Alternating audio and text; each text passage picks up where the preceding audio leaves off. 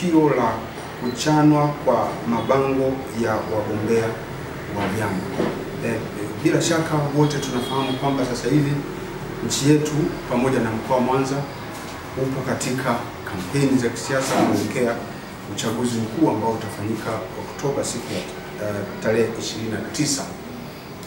Sasa katika kipindi hiki yamekuwepo matukio mbalimbali ambayo pia tunaendelea kuyafuatilia, lakini tumeendelea kuimarisha hali ya ulinzi na usalama katika mkoa wetu ili kuhakikisha kwamba kampeni hizi zinaendelea kwa usalama, kwa utulivu na kwa amani.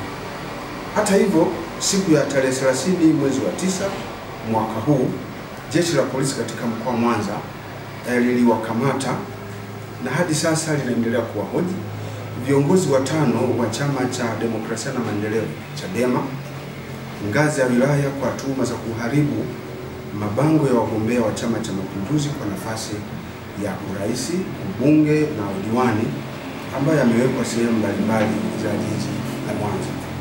Majina ya viongozi hao wanaoshikiliwa, majina yao ni kama ifuatavyo. Kwanza anaitwa Charles Marwa Chinchibela.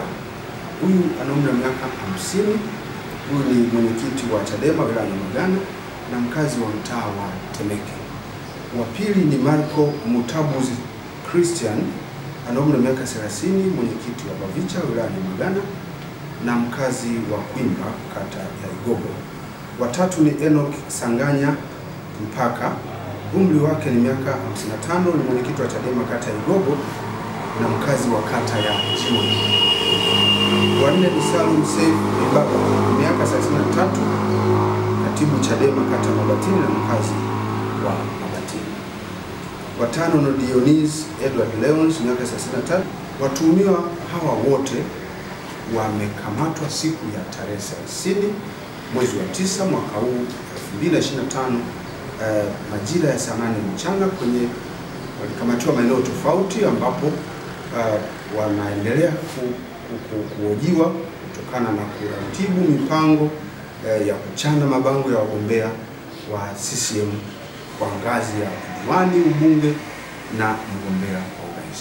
Bila shaka mmeona vyama mbalimbali viweka mabango yao kule barabarani, mabango yanayonadi wagombea kwenye nafasi mbalimbali za uongozi. Sasa yale mabango kwa mujibu wa sheria yakiwekwa kule ni kosa kuyabandua au kuyafanyia hujuma ya aina yoyote. Kwa hiyo wanashikiliwa na wanaendelea kuhojiwa kwa tuhuma hizo.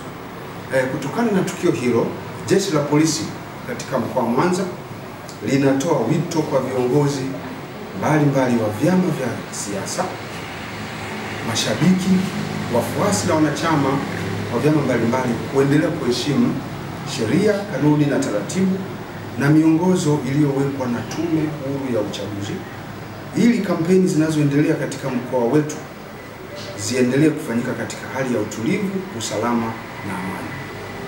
Aidha, jeshi la polisi linapenda kujulisha wakazi wa Mwanza kuwa limeendelea kuimarisha usalama katika kipindi hiki likishirikiana na vyombo vingine vya usalama pamoja na wananchi, kiasi kwamba kampeni zinazoendelea tangu zimeanza kufanyika katika maeneo mbalimbali katika mkoa wetu kwenye majimbo mbalimbali ya uchaguzi zimeendelea hadi sasa kufanyika katika hali ya utulivu, usalama na amani.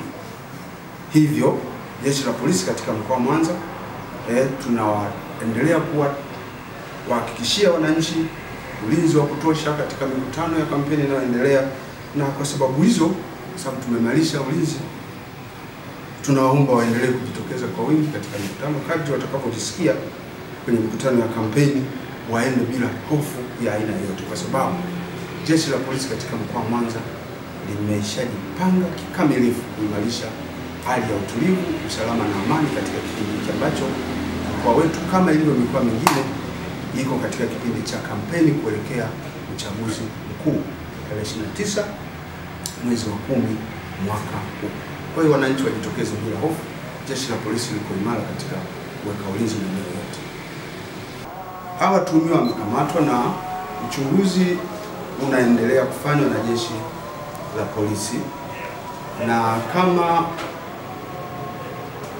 wa jinsi ambavyo wameshikiliwa, wana swala la dhamana.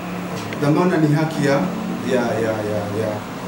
ya watuhumiwa, na kama kuna watu wanaomba dhamana, basi tunawaelekeza wafike kwenye ofisi ya mkuu wa upelelezi wa makosa ya jinai ya mkoa ambayo inaendelea kufanya upelelezi. Kama wanastahili na wana haki ya kupata dhamana kwa sababu ni haki yao, basi utaratibu wa kisheria utafuatwa, lakini uchunguzi wa jambo hilo ungali unaendelea.